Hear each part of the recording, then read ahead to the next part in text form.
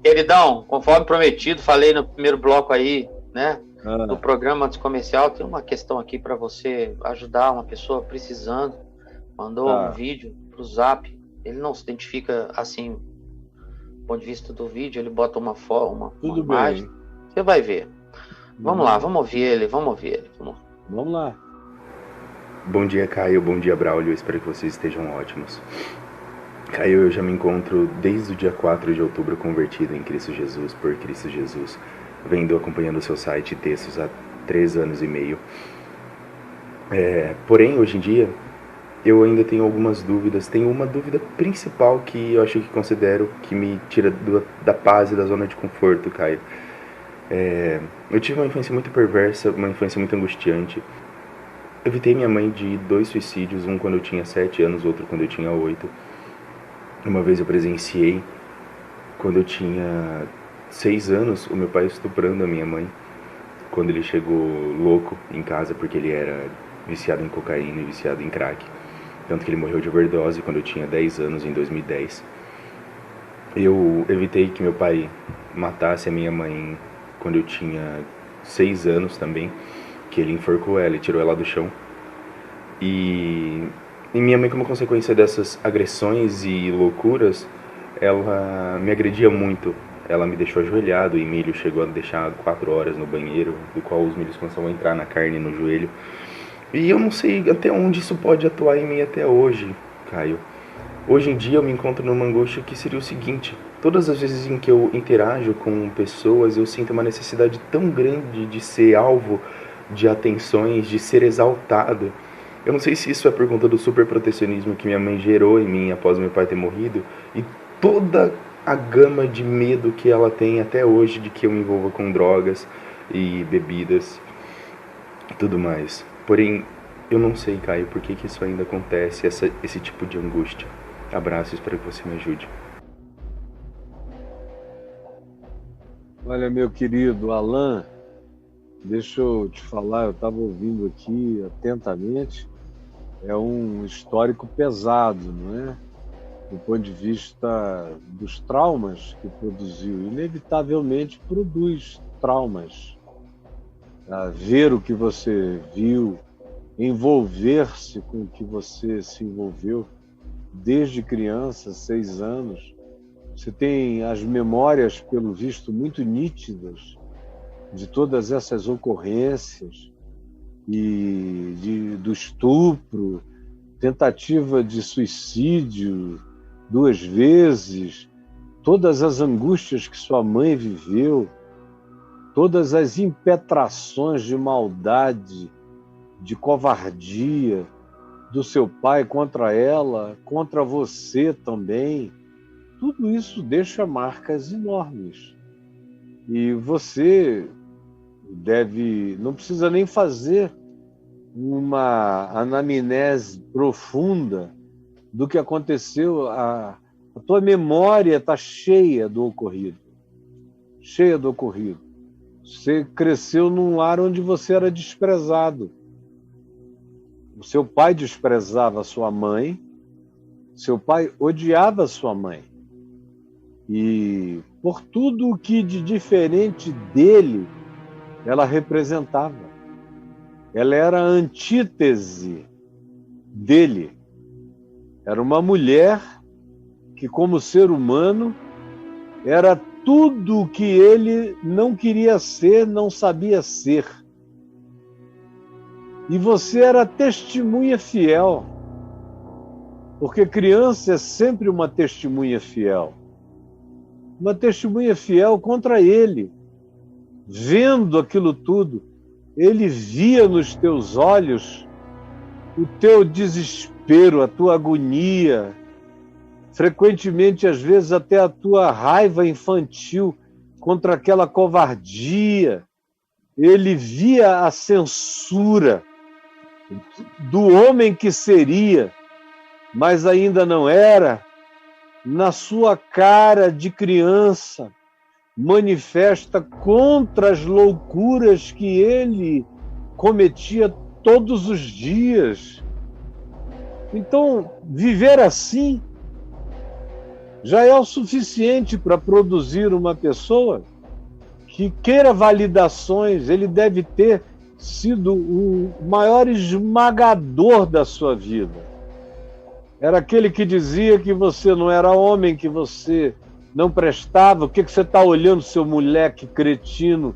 Está pensando o quê? Porque um homem como esse pai, às vezes o olhar de uma criança, do filho, intimida o indivíduo, ele fica com raiva.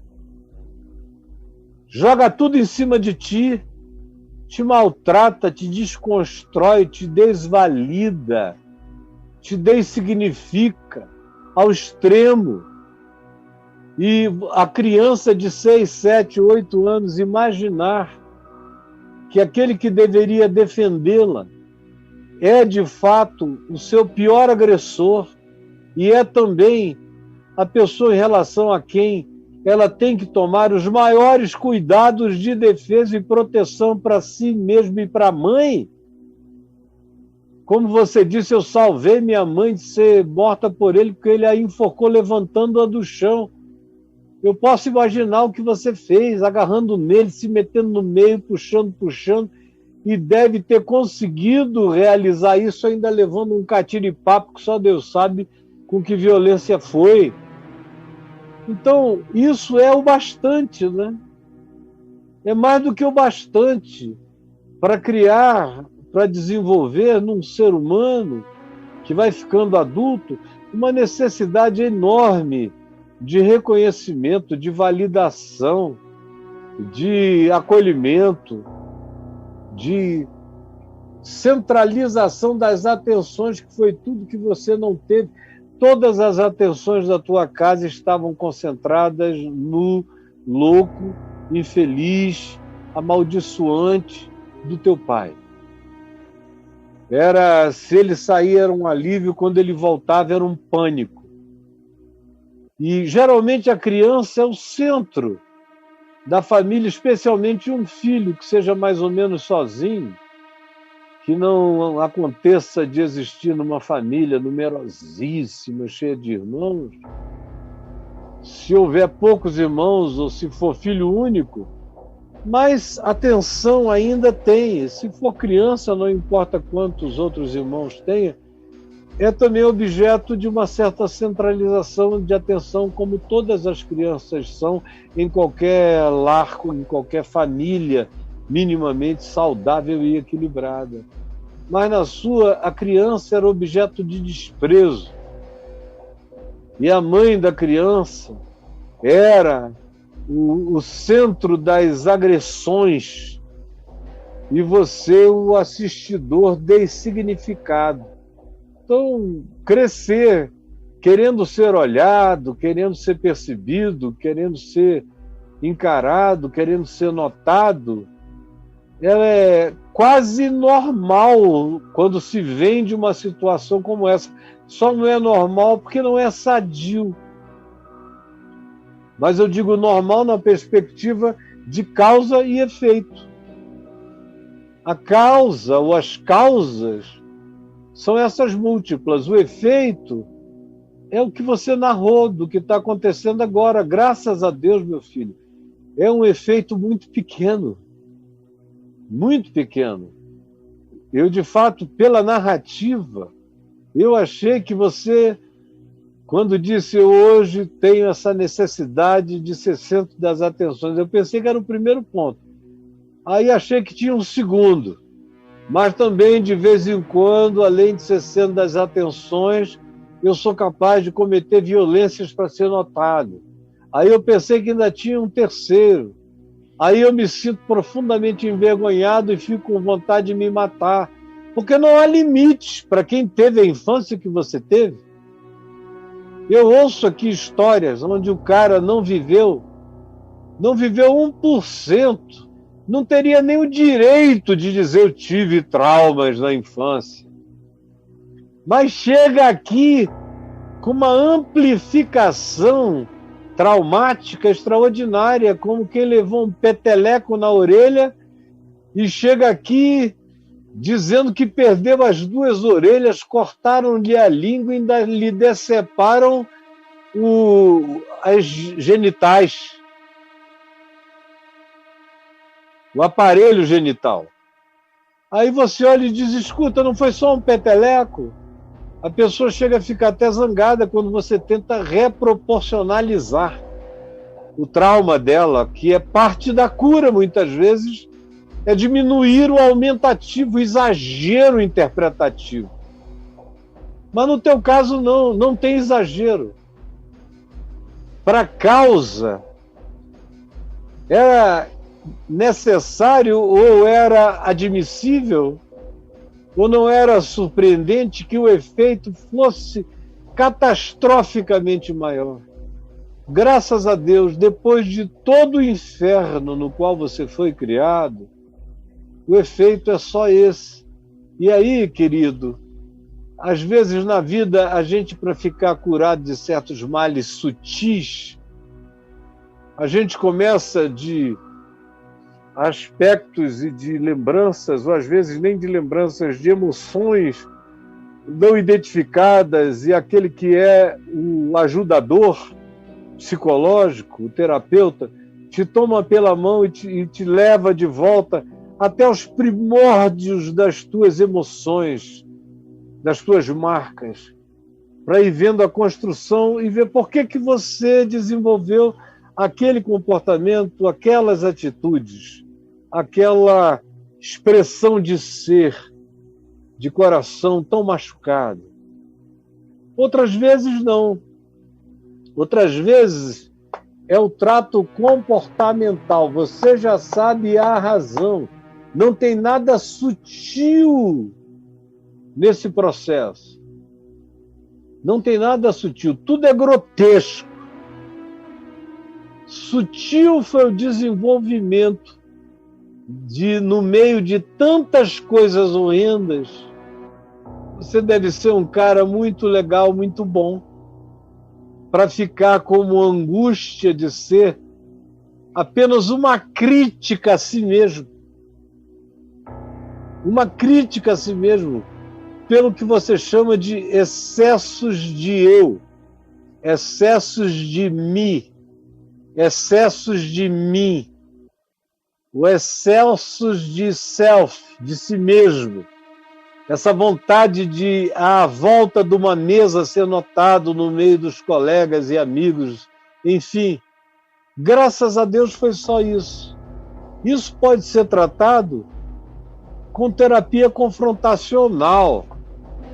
São essas coisas, especialmente na terapia confrontacional, na terapia neutética, é extremamente fácil de lidar com situações como a sua, aonde o aspecto forte, grotesco na infância, na adolescência, no passado, já chegam como explicação absolutamente sobrante, sobra explicação para aquilo que é o comportamento. E no seu caso, sobra demais para o comportamento, é algo que alguém pode ter notado aqui, ali ou além, mas é sobretudo uma autocrítica, o que demonstra a sua sensibilidade.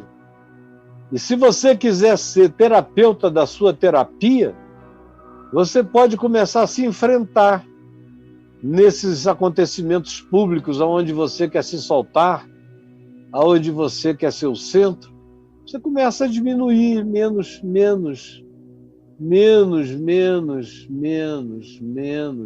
mas não abaixa muito o potenciômetro, que é para você não se atrofiar. Só traga o potenciômetro da hipermanifestação e a coloque no normal, mas não baixe muito. Porque você precisa se expressar. Um cara que viveu tão emudecido pelo medo, pelo pânico, pela ameaça, pela covardia paterna, tem que ter um lugar de fala na vida. E se você acha que a sua expressão no cotidiano e nas relações sociais é exagerada, então só diminua. no nível da normalidade, mas que não iniba o seu carisma, a sua comunicatividade, a sua expressividade, que é para você não ir para o outro extremo. Às vezes a gente é tão maltratado na vida e anda traumatizado, tem uma reação como a sua, descobre a relação entre os traumas anteriores e a necessidade de afirmação, se autocritica e aí se põe numa situação diminutiva demais. Você tem só que se trazer para o nível da normalidade, dos vínculos sociais, da comunicação, da alegria. Tem horas que você vai falar mais, tem horas que você vai falar menos, tem horas que você não vai falar nada. Como é o que acontece com todas as pessoas seguras de si. Realmente, quem não tem segurança de si é que precisa querer impressionar sempre. Mas você não precisa querer e não precisa impressionar.